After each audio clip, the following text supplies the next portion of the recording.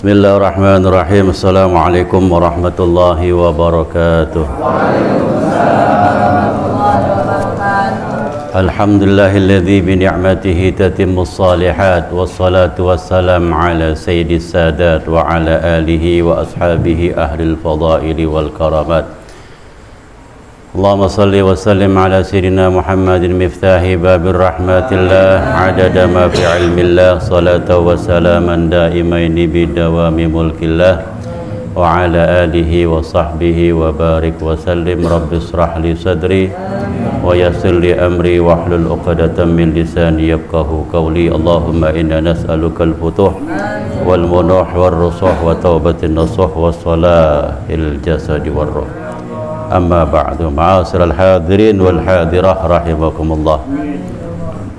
Pertama-tama marilah kita panjatkan segala puja-puji syukur kita ke hadirat Allah Subhanahu wa taala, yang mana alhamdulillah pada malam hari ini kita dapat berkumpul kembali dalam rangka silaturahim dan talabul ilmi. Semoga setiap langkah demi langkah yang kita lakukan dapat menggugurkan dosa kesalahan kita semua.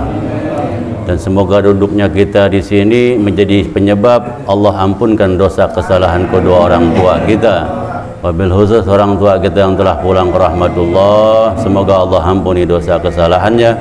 Allah jadikan kuburnya raudhah min riyadil jannah. Dan semoga kita yang hadir, yang sakit Allah sembuhkan dari penyakit. Yang sedang ada hajat, ada permintaan Allah kabulkan. Yang rezekinya tidak lancar, semoga Allah lancarkan. Yang rezekinya belum banyak, semoga Allah banyakkan rezeki, banyak barokah buat bekal ibadah. Amin ya rabbal alamin. Salawat teriring salam semoga selalu tercurahkan kepada junjungan kita Nabi besar Muhammad sallallahu alaihi wasallam, kepada keluarga, sahabat dan kepada pengikutnya. Semoga pun kita kelak mendapatkan syafaatnya baik di dunia maupun di akhirat nanti. Amin ya rabbal alamin. Alhamdulillah hadirin jamaah sekalian, tidak terasa kita. Maksudnya tidak terasa apa? Tidak terasa kita selesai baca yang terasa pantat panas sama paha apa? Tuh ngaku. Bukannya itu betul? Ya itulah yang namanya perjuangan, ada rasa-rasa panas dan pegel. Tiada lain kita mengharap supaya dapat cinta kita kepada Nabi kita Muhammad sallallahu alaihi wasallam. Karena di akhir zaman ini amalan yang paling utama, yang paling bikin nyelamatin kita, yaitu membaca salawat kepada Nabi kita Muhammad sallallahu alaihi wasallam. Orang yang baca salawat duduk sebelum diri sudah diampuni oleh Allah Subhanahu wa taala dosanya. Di saat kita diri tadi marhabanan diri baca salawat, sebelum duduk pun Allah ampunin dosanya.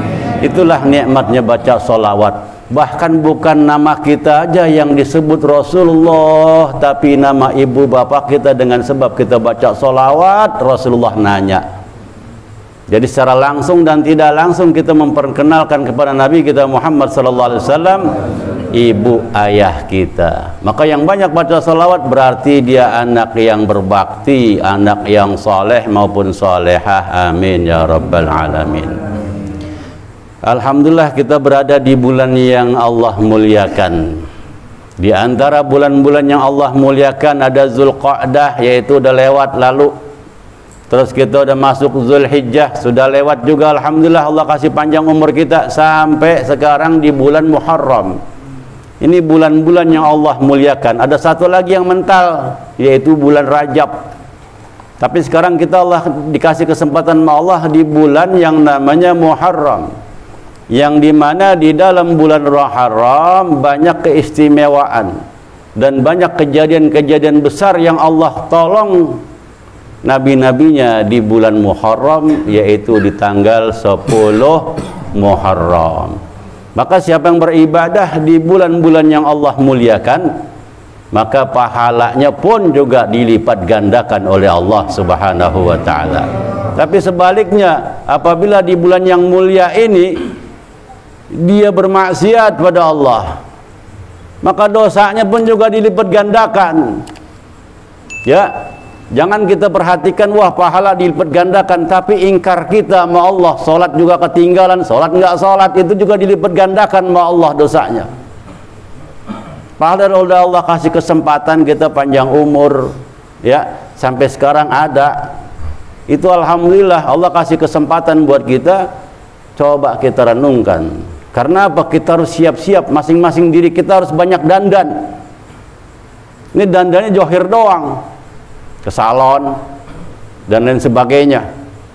Punya kendaraan supaya enak dilihatnya, didandanin. Punya mobil supaya enak dilihatnya, didandanin. Tapi jiwanya nih orang nggak pernah didandanin sehingga malaikatul maut nyampe pada dirinya. Maka dari itu mulai sekarang nih ya kita mempersiapkan diri dandan dah. Maksudnya dandan tuh ngerapiin, zahir aja kita bisa rapiin apalagi batin. Maka batin kita harus kita rapiin. Supaya apa? Allah kasih kesempatan sama kita ini dari hari demi hari semakin baik ke depannya.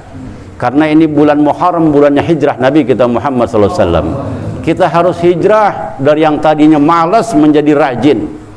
Jangan dari yang tadinya malas tahun lalu sekarang tambah malas, terpuruk itu namanya. Ya, dari yang tadinya ibadahnya biasa-biasa aja tahun lalu sekarang harus lebih meningkat. Allah kasih kesempatan buat kita di bulan Muharram, mudah-mudahan panjang umur kita ke depan. Ya. Nah, keistimewaan yang Allah kasih di bulan Muharram ini, di antaranya nanti ada amalan yang sangat bermanfaat buat kita, yaitu di tanggal 10 Muharram. Sekarang tanggal berapa ini? Sabtu 5 Muharram 1443 Hijriah. Sekarang tanggal 5 Muharram, insya Allah mudah-mudahan Allah panjangkan umur kita, sehat walafiat, supaya bisa lewatin Muharram terus.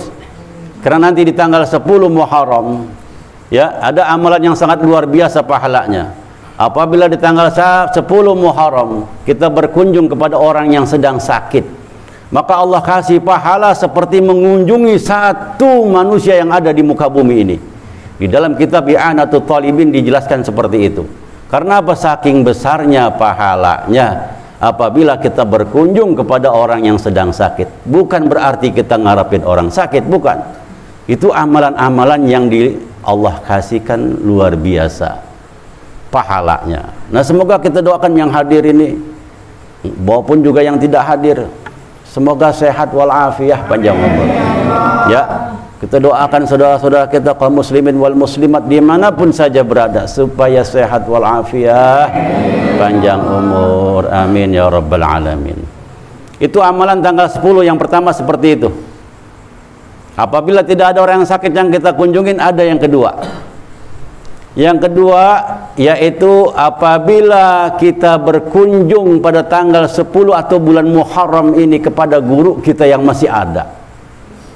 Ya, orang-orang soleh kita datangin, guru-guru kita datangin.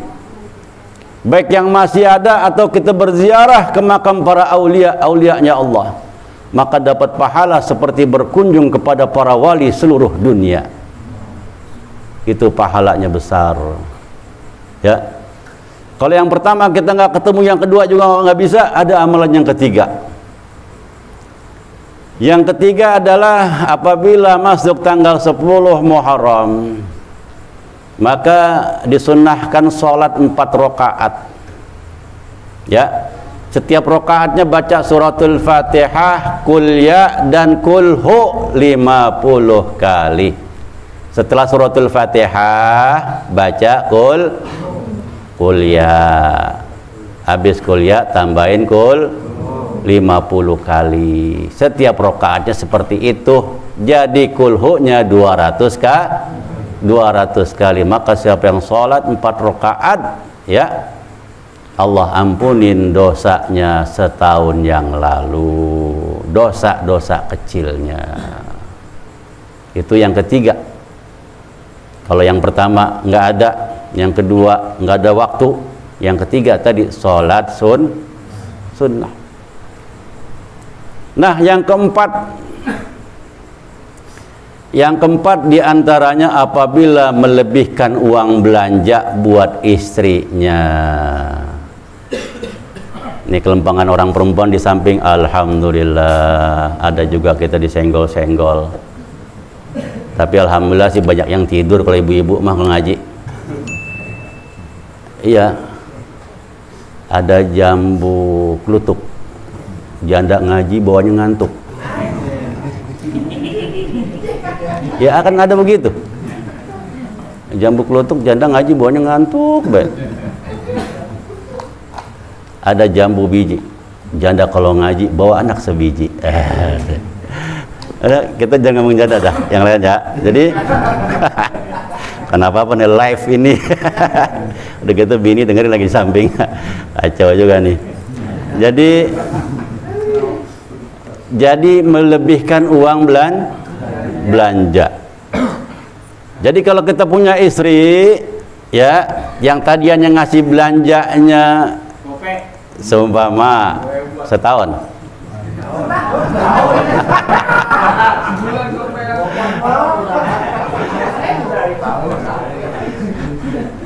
jadi sesuai kemampuannya, kesanggupannya. Seumpama biasanya sekian, maka begitu masuk tanggal 9 dan 10 naikin. Niatnya apa? Memuliakan bulan Muharram, tanggal 9 Tasu'ah, tanggal 10 Ashura. Niat, ya Allah, aku ngasih belanja istriku, aku naikkan karena memuliakan bulan Muharram, tanggal 9 dan 10. Orang yang laksanain itu, insya Allah rezekinya setahun ke depan itu makin tambah. Makin bertambah rezekinya. Amalkan tuh, ya. Kalau bagi kita yang punya bini satu sih ya santai aja. Ya gampang maksudnya, nggak terlalu bingung-bingung banget, gitu ya.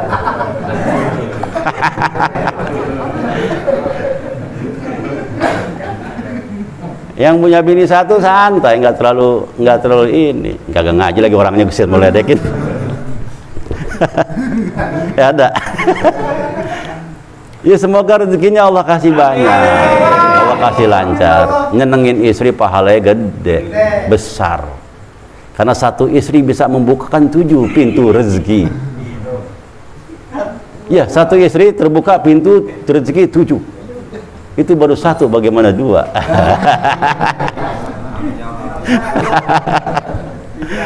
Ya, dari 4 amalan ini mana yang bisa kita lakukan? Apakah kita mau berkunjung ke yang sakit? Kalau ada silahkan, apa sanak pemilik kita. Atau kita mau berziarah ke guru, nggak bawa apa-apaan, jangan dah. Maka yang meninggal malah. Silahkan, itu dapat pahalanya seperti berkunjung kepada. Iya. Yang ketiga tadi mau sholat sunnah, silahkan. Yang keempat mau ngasih belanja bini, silakan. Jadi saya nyampe ini sambil banyol ya, karena kalau nggak sambil banyol tegang terus, karena posisi wajah pun juga sudah pada tegang.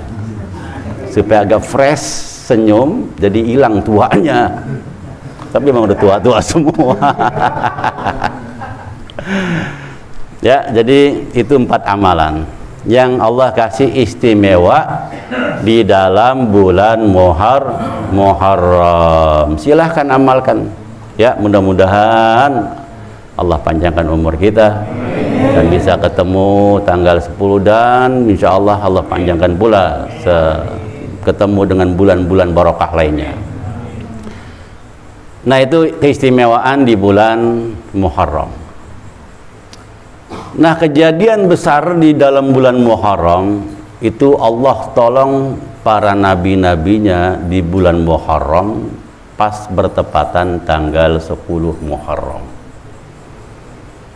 Saya singkat ceritanya karena jam sudah 12:30, kurang 2 jam lagi. Jadi takutnya nanti tambah lelah ya.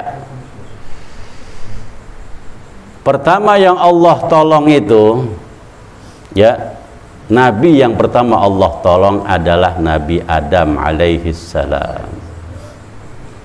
Setelah Nabi Adam dikeluarkan dari surga, padahal Nabi Adam buat salah cuman sekali gara-gara deketin atau metik buah khuldi. Dihukum sama Allah, diturunin ke bumi, memohon ampun bukan setahun 2 tahun, sampai 100 tahun. Punya salah cuman sekali, nggak berani ngangkatnya kepalanya ke langit, malu sama Allah Ta'ala. Nabi Adam baru punya salah sekali, dikeluarkan sama Allah Ta'ala dari sorga ke bumi, dan istighfarnya itu sampai 100 tahun baru diterima, dan diterimanya di tanah suci itu tanggal 10 Muharram. Maka Nabi Adam ada tuh keluhannya, bukan keluhan maksudnya apa, ngiri sama umatnya Nabi Muhammad. Jadi Nabi Adam berkata, duhai Allah, sungguh nikmat umatnya Nabi Muhammad. Aku berbuat salah di sorga kau keluarkan, tapi umatnya Nabi Muhammad buat salah di dunia, nggak ada yang pernah dikeluarkan, tetap ada di dunia. Bahkan kalau dia tobat malah masuk sorga. Tapi aku buat salah dikeluarkan dari sorga. Umat Nabi Muhammad buat salah, dikeluarin di dunia kagak, begitu tobat Allah masukkan ke sorga. Ya Allah, nikmatnya umat Nabi Muhammad. Tuh kata Nabi Adam, duhai ya Allah, nikmatnya umat Nabi Muhammad. Begitu buat salah di mana-mana, dimanapun dia bertobat diterima. Tapi saya diterimanya pun di tempat tanah suci, itu pun 100 tahun kemudian baru diterima. Umat Nabi Muhammad semalam bikin dosa, pagi dia tobat diterima Allah. Dan diterimanya nggak di tempat suci, di mana aja. Diterimanya nggak di tanah suci, di mana aja. Di mana aja dia bertobat umatnya Nabi Muhammad diterima. Coba kalau kita tobat khusus hanya di tanah suci diterima tobat kita, apa yang kita mau jual? Bolak-balik ke Mekah. Ya. Nabi Adam diterima tobatnya itu di tanah suci. Kalau seandainya tobat kita diterima di tanah suci, habis kita. Ya, menjual onah, menjual ini, akhirnya jadi makmur, tinggal kamar sama Nah itu keluhan Nabi Adam. Ya, rintihan Nabi Adam. Kata Nabi Adam, umatnya Nabi Muhammad, ya, aku berbuat salah sekali, bajuku lepas semua, istriku juga lepas semua bajunya. Tapi umatnya Nabi Muhammad buat dosa, lepas baju, begitu keluar dia pakai baju, bajunya nggak terlepas.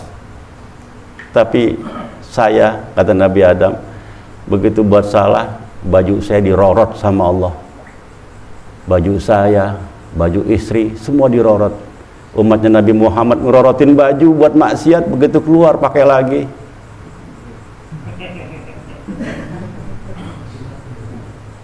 Tuh kata Nabi Adam. Dan saat aku buat salah, langsung Allah pencarkan aku dengan istriku. Istriku diturunkan di dunia, di Jeddah. Aku diturunkan di India. Lihat umatnya Nabi Muhammad bikin dosa di luar, begitu pulang bininya tetap masih ada. Kali bini dipentalin di Australia, enggak, tetap masih ada, ngomel lagi tuh bini. Coba tuh, untungnya umat Nabi Muhammad. Coba begitu buat dosa sampai rumah, bini nggak ada atau separuh tinggal, kagak ada, semua masih ada, Allah kasih. Untung. Coba deh bininya hilang langsung gitu. Mak senang banget ngarepin ya. Nah itu keuntungan yang Allah berikan kepada umat Nabi Muhammad. Maka beruntunglah kita. Nikmat yang paling besar di diri kita ini, di antara kita semua ini adalah nikmat menjadi umatnya Nabi Muhammad SAW. Bahkan nabi-nabi yang dahulu pengen banget jadi umatnya. Sampai Nabi Musa pengen jadi umatnya. Ya. Sampai Nabi Khidir pengen jadi umat Nabi Muhammad, tapi kita dipilih oleh Allah Subhanahu wa taala jadi umatnya Nabi Muhammad sallallahu alaihi wasallam. Maka tambahin cinta kita kepada Nabi Muhammad sallallahu alaihi wasallam. Nah, jadi yang Allah selamatkan pertama itu, ya, nabi yang Allah selamatkan adalah Nabi Adam. Pas di tanggal 10 Muharram. Tinggal 6 nabi lagi nih, kalau saya ceritain kayak udah lemes banget ini. Kayaknya udah nggak sanggup. Ya, udah capek ya? Masih ada 6 nabi lagi. Jadi pertama Nabi Adam, yang kedua Nabi Nuh. Nabi Nuh itu Allah perintahkan, hai Nuh, bikin perahu, perahunya dibikin di tengah desa. Ya, di tengah-tengah kampung itu perahu segede gunung. Coba kalau pakai logika, makanya Nabi Nuh saking patuhnya, maka kalau patuh insya Allah selamat. Nabi Nuh patuh, "Hai Nuh, bikin perahu di tengah desa sebesar gunung." Enggak pakai nanya, "Buat apa ya Allah?" Enggak, "Baik ya Allah," dibikin. Begitu dibikin, dihina sama orang kampung. Nuh gila, Nuh gila. Jadi gila-gilain Nabi Nuh. Karena apa? Bikin perahu segede-gedenya gunung ada di desa. Ntar dorongnya ke laut bagaimana? Orang yang biasa kalau bikin perahu itu di pinggir pantai, tinggal ngelosorin doang. Ini di tengah-tengah desa segede gunung. Maka dihina, diejek perbuatan Nabi Nuh. Tapi Nabi Nuh karena patuh sama Allah Ta'ala, lakukan apa yang Allah perintah, dilakukan. Ternyata di tanggal 10 Muharram Nabi Nuh Allah selamatkan. Itu kiamat pertama adanya di zaman Nabi Nuh. Keluar air dari bumi, keluar juga dari langit, dan itu tsunami besar-besaran, kegulung semua. Cuman yang selamat di bahtera Nabi Nuh, itu Allah selamatkan di tanggal 10 Muharram. Masih semangat gak? Masih ada 5 lagi. Yang ketiga, habis Nabi Nuh siapa? Nabi Ibrahim. Nabi Ibrahim itu Allah tolong ya dari Raja Namrud, itu pun di tanggal 10. Nabi Ibrahim dibakar 40 hari 40 malam di dalam sekaman. Kita kalau 40 hari, jangankan 40 hari, 3 jam langsung jadi bubur. Ya. Nabi Ibrahim 40 hari 40 malam di dalam sekaman itu. Sekaman tau yang jerami-jerami dibakar gitu, nah itu dilempar Nabi Ibrahim. 40 hari 40 malam di Quran diabadikan. Kun ya narukuni bardan wassalaman ala Ibrahim. Maka api enggak memakan Nabi Ibrahim. Karena apa? Nabi Ibrahim taat pada Allah. Nabi Ibrahim beribadah pada Allah. Nabi Ibrahim taat pada Allah, maka Allah jadikan itu api tunduk dan patuh. Kun ya narukuni bardan wa salaman ala Ibrahim. 40 hari 40 malam di dalam sekaman, tinggal seperti di istana. Makan pun Allah hantarkan melalui malaikat. Lihat 40 hari 40 malam. Karena apa? Taat sama Allah Ta'ala. Orang kalau taat sama Allah Ta'ala, walaupun tinggal di gubuk, itu terasa seperti di istana. Walaupun rumahnya dia mewah, tapi taat sama Allah kagak ada. Ayah kagak sholat, bini juga begitu, anak juga sama. Walaupun rumahnya kayak istana, itu terasa di dalam sekaman panas seperti di neraka. Makanya baiti jannati, rumahku adalah surgaku. Yang seperti apa? Yang di dalamnya dilantunkan kalimat-kalimat mulia. Di dalamnya diajarkan taat pada Allah. Lihat Nabi Ibrahim tinggal di sekaman 40 hari 40 malam, terasa seperti di istana. Karena apa? Taat sama Allah. Kita pun juga begitu. Kalau kita taat sama Allah, rumah kita bagaikan sorga. Tapi walaupun rumah kita besar lebar, kita nggak taat sama Allah, ada aja bala bencananya. Naudzubillah min zalik. Penyakit entar tergantian langganan, bolak-balik aja kayak tukang kredit. Karena apa? Jauh daripada Allah, ada aja masalahnya. Maka dari itu, supaya tenang hidup kita, maka dekatkan diri kita kepada Allah Subhanahu wa Ta'ala. Itu yang ketiga, Nabi Ibrahim. Yang keempat, Nabi siapa?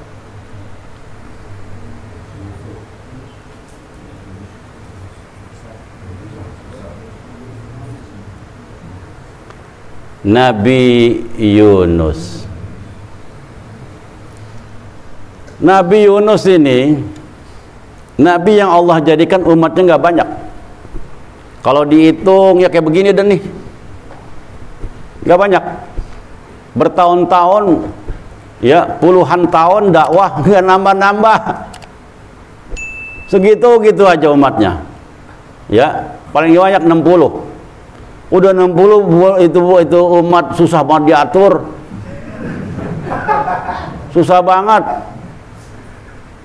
Giliran gurunya lagi sakit gigi pergi semua. Kasarannya seperti itu. Dibilangin susah tambang. Akhirnya Nabi Nuh, Nabi Yunus, karena dia ini susah masih dibilangin ini bocah pada begitu. Akhirnya kesal ditinggalin. Begitu ditinggalin sama Nabi Yunus kerendengan di hati. Kasarannya kalau bahasa kita capek, gue udah begini, ya, udah benahin begini, begitu, masih aja begini. Susah dibilangin. Nah, gerendengan di hati. Allah paling gak suka dengan manusia, hambanya yang suka gerendengan. Dengan sebab gerendengan di hatinya itu, Nabi Yunus dimakan ikan. Maka siapa di antara kita kalau hidupnya suka gerendengan? Ya pasti dimakan ikan. Namanya masalah. Maka kalau siapa yang gerendengan, ya manusia kan biasa hatinya ngomong, karena di dalam hati itu punya mulut. Selain punya mulut, punya mata. Selain punya mata, punya kuping. Nah itu dia gerendengan, ya udah mendatangkan sesuatu yang tidak enak. Nabi Yunus gerendengan, maka begitu naik perahu, itu perahu nggak mau jalan di tengah laut. Akhirnya diundi, begitu diundi yang kena Nabi Yunus, maka Nabi Yunus harus dibuang ke laut. Begitu dibuang ke laut, ikan emang udah nungguin, emang udah 3 hari dia belum makan, nungguin, begitu ceplung dimakan oleh ikan. Itu yang makan ikan besar. Bayangkan orang kalau 3 hari 3 malam dalam perut ikan, hancur gak? Itu Nabi Yunus 40 hari 40 malam. Seandainya Nabi Yunus tidak baca la ilaha illa anta subhanaka inni kuntu minadh dhalimin, niscaya Nabi Yunus dalam perut ikan sampai hari kiamat. Tapi begitu Nabi Yunus ucap la ilaha illa anta, tiada Tuhan selain Engkau ya Allah. Subhanaka, Engkau maha suci ya Allah. La ilaha illa anta subhanaka inni kuntu minadh dhalimin, sesungguhnya aku termasuk orang-orang yang berbuat zalim. Dengan sebab tasbih istighfar itu, Nabi Yunus Allah selamatkan, Allah keluarkan dari perut ikan, itu pun di tanggal 10 Muharram.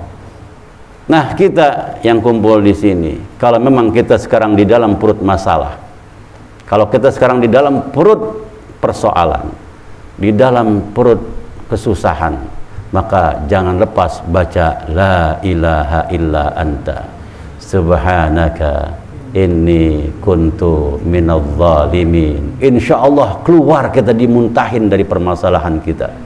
Insyaallah keluar kita dari masalah kita. Insyaallah keluar kita dari kegelapan kita. Baca la ilaha illa anta subhanaka inni kuntu minadh dhalimin. Dah? Yang keberapa ini? Oh, masih ada lagi. Nabi Ayub yang ke-6. Nabi Ayub Allah sehatkan kembali, Allah tolong kembali di tanggal 10 Muharram. Nabi Ayub ini nabi yang paling kaya, hartanya banyak, bahkan punya pegawai ada 1000 Nabi Ayub, laki dan perempuan. Saking kayanya Nabi Ayub, tapi nggak tergoda dengan dunianya. Boleh kita senang sama dunia, tapi jangan lengket di hati. Boleh kita suka sama dunia, tapi jangan cinta dalam hati. Nabi Ayub tidak cinta sama dunia. Nabi Ayub tidak cinta sama keadaannya. Dia tetap pegang tasbih, dia tetap berzikir pada Allah. Subhanallah, subhanallah, subhanallah. Sampai ngundang rasa syiriknya iblis. Karena apa? Semua malaikat yang di langit memuji Nabi Ayub. Nabi Ayub saking kayanya, anaknya sehat semua, 12 segar bugar, semuanya kehidupannya mewah. Tapi sama agama, sama Allah makin dekat dan dipuji oleh para malaikat yang di langit, sehingga tembus ke kupingnya iblis. Iblis syirik dengki, maka pengen nguji Nabi Ayub. Sebelum nguji tapi minta izin dulu pada Allah Subhanahu wa taala. Maka diuji Nabi Ayub, singkat ceritanya diuji dengan sakit. Istri Nabi Ayub enggak satu, karena Nabi Ayub kaya. Maka orang kaya boleh istrinya lebih dari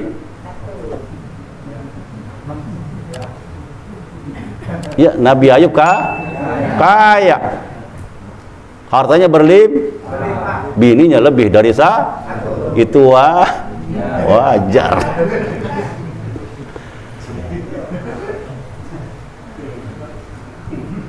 Yang mau nambah nunduk kayak takut.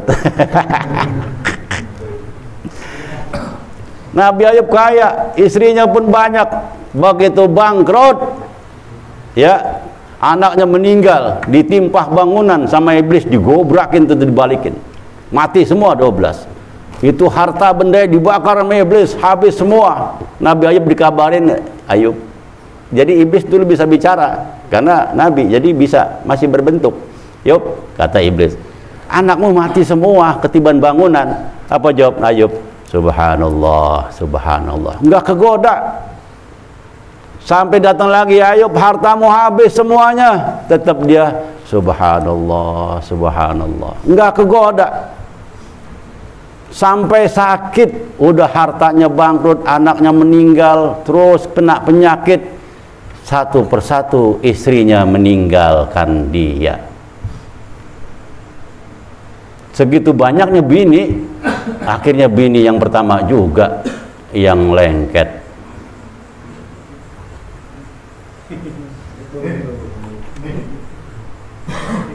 Hah?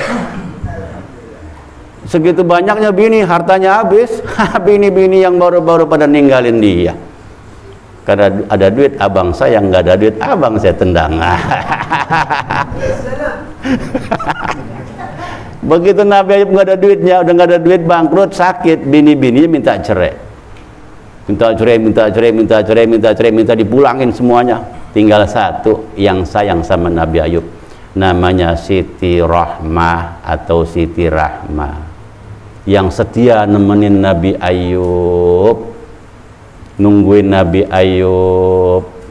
Begitu Nabi Ayub bangkrut sampai 6 tahun, sakit 6 tahun, istrinya nanya, ibarat kita begini bang, abang kan Nabi, yang namanya Nabi kan kalau doa sama Allah pasti diijabah. Nggak ada doa Nabi yang tidak diijabah bang. Minta sama Allah, abang sakit nih, harta abang juga habis, mintalah sama Allah, pasti Allah kasih. Apa kejawab Nabi Ayub? Istriku Siti Rahmah, bukan saya nggak mau minta pada Allah, saya malu. Saya mau nanya nih, dulu kita hidup pernah seneng nggak? Senang. Pernah kaya nggak? Iya. Harta berlimpah nggak? Iya. Berapa lama kita hidup senang? Kata istrinya, 26 tahun bang, kita hidup senang. Nah, kalau 26 tahun, sekarang saya sakit, susah, payah ini, udah berapa tahun? Kata istrinya, baru 6 tahun bang. Kalau gitu saya malu mintanya sama Allah. Ya, jadi saya malu mintanya sama Allah. Sedangkan Allah kasih saya nikmat 26 tahun. Baru dikasih 6 tahun, masa saya mau protes? Saya malu sama Allah. Gitu. Malu saya sama Allah. Nah, ini baru ngaji burdah kemarin udah mau kabul. Mengaji baru sebulan, ya Allah, ngapa saya belum kabul-kabul juga doanya? Nabi Ayub 6 tahun, ngaji baru kemarin udah mau kaya buru-buru. Sabar dulu bang. Iya, kemarin kemana aja? Sekarang juga baru ideng ngaji lagi. Itu pun juga alhamdulillah, masya Allah kasih kesempatan, umurnya ada. Iya, coba kalau kagak ada, kita dengar cuma nama doang. Dan alhamdulillah masih bisa ngaji ya. Itu suatu kenikmatan yang Allah berikan pada kita. Tapi minta juga dunia, silahkan ya. Dunia suka sama dunia silahkan, yang penting jangan cinta. Cinta hanya untuk Allah Subhanahu wa ta'ala. Akhirnya Nabi Ayub Allah kasih sehat. Dan Allah kasih sehat, Allah kembalikan lagi anaknya, istrinya Siti Rahmah. Ya, begitu Nabi Ayub sehat, Nabi Ayub gagah, Nabi Ayub melakukan lagi ibadah. Setiap tahun Allah kasih Siti Rahmah lahir 2 kembar. Setiap tahun 2 kembar selama 12 tahun. Allah ganti anaknya yang 12 meninggal, Allah ganti dengan 24. Hartanya yang hancur, Allah ganti lagi berlipat ganda. Kesehatannya pun sama, Allah ganti berlipat ganda. Itulah kalau orang dekat kepada Allah, insya Allah apa yang jadi payah pasti Allah ganti dengan mudah. Amin ya rabbal alamin. Itu Nabi Ayub. Yang keberapa itu? 6 ya. Singkat aja dah, 6. Yang ketujuh, 6 apa? 6. Oh, sekarang ke-6. Tadi yang kelima siapa? Nabi Adam, Nabi Yunus, Nabi Ibrahim, Nabi Yusuf. Wah, Nabi Yusuf pun Allah tolong dalam persidangan itu tanggal 10 bulan Muharram. Karena Nabi Yusuf dipitnah oleh seorang perempuan, seorang istri raja, istilahnya istri pejabat, suka sama Nabi Yusuf. Karena Nabi Yusuf wajahnya ganteng luar biasa.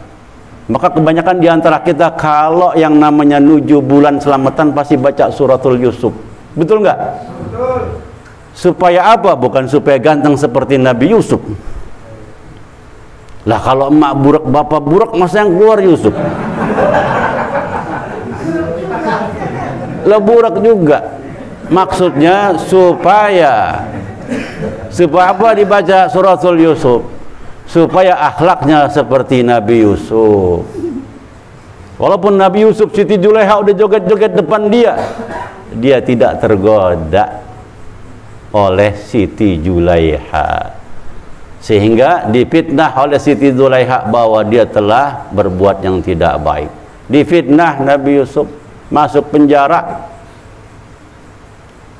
Ya, akhirnya Nabi Yusuf disidang, Allah menangkan, itu pun di tanggal 10 Muharram. Nabi Yusuf nabi paling ganteng. Maka dalam Al-Qur'an aja, falamma ra'ainahu akbarnahu wa qatta'na aydiyahunna wa qulna hasalillah ma hadza basara in hadza illa malakun karim. Seandainya Nabi Yusuf lewat, ibu-ibu lagi pada motong bawang, ya, motong ngirisin bawang, itu saking lihat Nabi Yusuf ganteng, itu dia ngiris tangannya nggak terasa. Karena penglihat ketampanan Nabi Yusuf. Tapi kalau kita yang lewat ini, ibu-ibu lagi motong bawang, itu pisau bisa disambit ke kita. Lantaran apa? Empat bener lihat muka kita. Tuh lihat tuh, Nabi Yusuf lewat, ibu-ibu nggak terasa ngiris bawang karena saking cantiknya, saking gantengnya. Saking gantengnya maka ngiris tangan nggak terasa. Itu kegantengan bisa menghilangkan rasa sakit. Apalagi Nabi kita Muhammad sallallahu alaihi wasallam, Nabi yang paling mulia. Semuanya sumber yang namanya mukjizat itu Allah kasih dari Nabi kita Muhammad sallallahu alaihi wasallam. Maka di saat sakratul maut, kata Rasulullah, orang sakratul maut itu seperti binatang dikuliti hidup-hidup. Rasa sakitnya seperti domba atau kambing yang dikelet kulitnya hidup-hidup. Tapi nanti orang yang cinta sama Rasulullah, orang yang gemar baca salawat sama Rasulullah, itu melebihi nanti kita melihat wajahnya Nabi Yusuf. Ibu-ibu ngiris tangan tak terasa. Maka begitu nanti Rasulullah hadir di saat roh kita diambil, itu nggak terasa. Karena apa? Melihat wajah Nabi kita yang indah. Ya, dan bahkan melihat tempat pulang kita nanti. Begitu tempat yang kita lihat yang belum pernah kita lihat di dunia, tapi dikasih lihat, yaitu sorga. Itu saking nikmatnya melihat sorga, roh ditarik tidak terasa. Nah, mudah-mudahan dengan syafaat Rasulullah Allah kasih buat kita semua. Amin ya rabbal alamin. Yang terakhir, Nabi Musa. Ya, yang 7 ya. Nabi Musa pun Allah tolong. Makanya Bani Yahudi, orang Yahudi, dia puasa tanggal 10 Asyura besok di bulan Muharram. Maka ketemu Rasulullah di Madinah, karena Madinah dulu banyak Yahudi.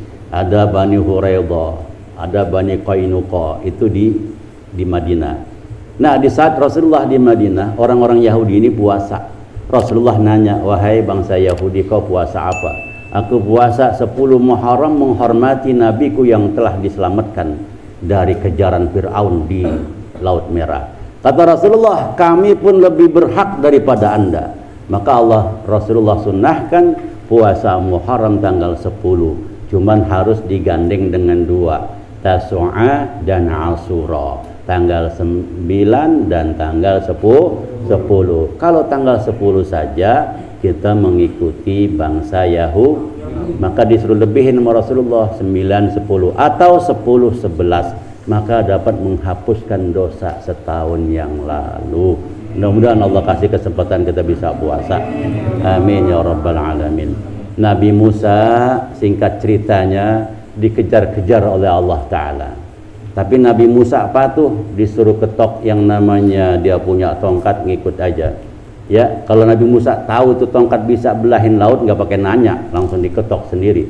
Sama seperti Nabi Nuh, ya, dia buat perahu nggak tahu gunanya apa, jadi dia menjalankan perintah saja. Tapi dalam kepepetnya Nabi Musa banyak zikir, Rabbi inni lima anzalta ilayya min khairin faqir.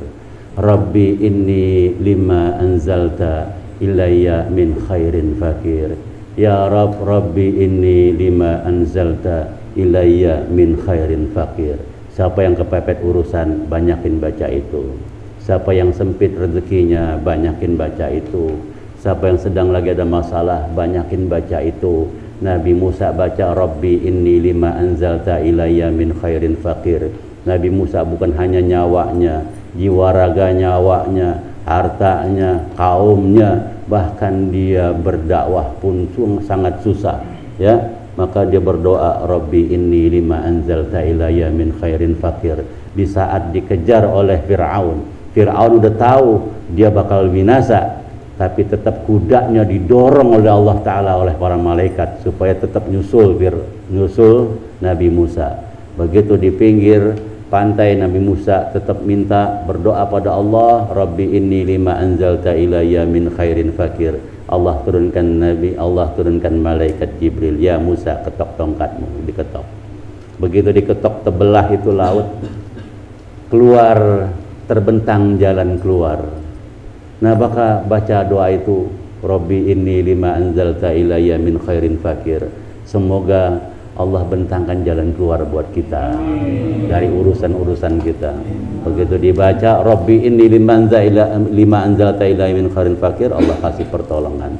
Dan Allah tolong Nabi Musa di tanggal 10 Muharram. Dah, alhamdulillah, itu 7 ya di antara kejadian-kejadian besar yang Allah tolong nabi-nabinya di tanggal 10 Muharram. Itu kejadian besar. Nah, pekerjaan istimewa yang tadi di awal, silahkan kalau yang bisa ngamalkan ya. Saya mau ngamalkan yang bagian kelempengan ngasih belanja lebih, ya udah silahkan. Yang penting jangan nggak ngambil bagian. Jadi ambil bagian supaya dapat, ya. Kalau nggak bisa semua, jangan tinggalkan semuanya, ambil sedikit. Jadi jangan sama sekali nggak berbuat, ya. Insya Allah akan besar faedahnya, ya, akan bermanfaat buat kita, keluarga kita.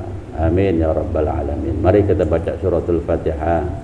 Pasti semua kita berharap kita punya rumah tangga sakinah mawaddah warahmah. Dan pasti kita semua berharap punya anak keturunan yang soleh dan soleha. Dan pasti kita berharap minta rezeki yang barokah luas buat bekal ibadah. Dan pasti kita semua pengen supaya sampai ke tanah suci Mekah dan Madinah.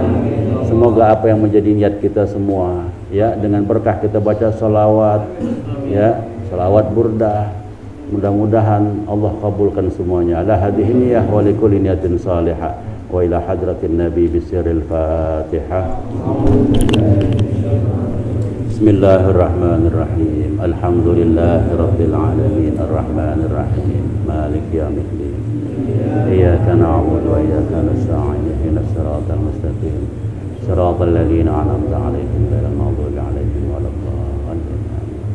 Minta ridhonya baca Fatihah satu lagi, yaitu insyaallah majlis burdah ini akan milad yang ke-12 tahun. di tanggal 11 November besok. September, habis Agustus September ya. Ya, September besok, tanggal 11. Mohon doa dan dukungannya. Kalau milad pondok yang kedua.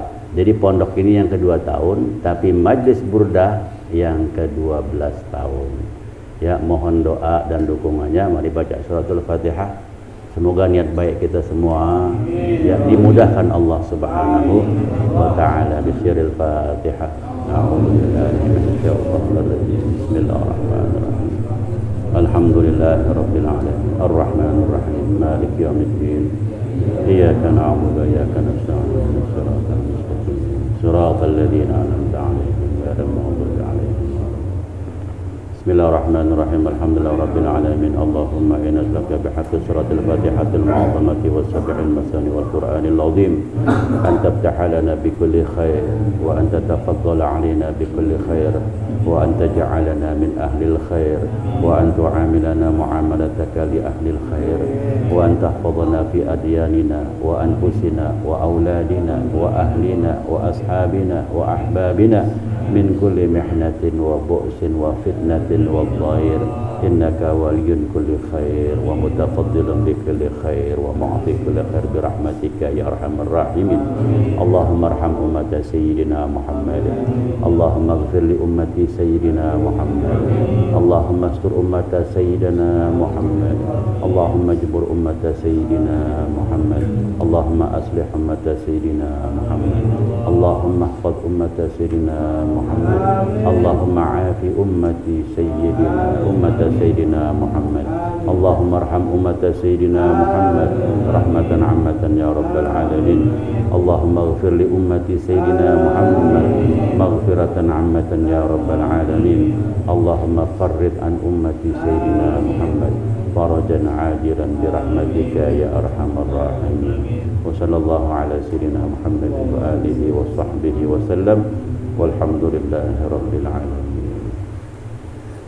Sekian, lebih kurangnya mohon maaf. Hadanallahu wa iyyakum ajma'in. Assalamualaikum warahmatullahi wabarakatuh.